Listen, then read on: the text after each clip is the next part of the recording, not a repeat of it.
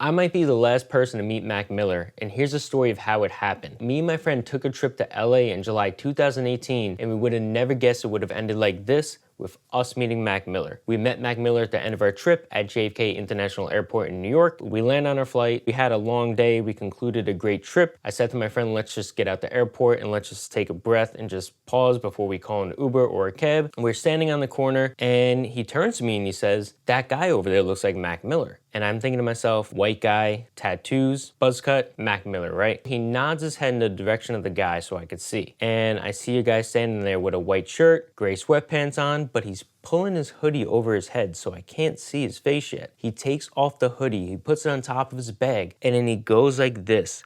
And in that moment, I see the Pittsburgh P. Holy crap, Mac Miller is right behind me. I couldn't believe it. So once I saw that, I impulsively shouted out Mac. So then we walk in his direction, I shake his hand, and to be honest, I really just fanned out in front of him. Mac Miller is such an inspiration to me, and he's one of my favorite artists of all time. I've been listening to him since Kids released. I met a ton of artists and celebrities in the past, but I never fanned out like this before, and he seemed really appreciative. He was just listening to me talk, and I kept rambling on, so I was like, okay, I want to hear Mac talk. This was around the time swimming was coming out and the tour was announced, so I asked him about the swimming tour, even though I pretty much knew all the details about it. We told him that we were going to go to the New York show, and he just told us about the tour. What was weird about the situation is that while Mac Miller was standing 10 to 15 feet behind us, he wasn't with anyone and he wasn't doing anything.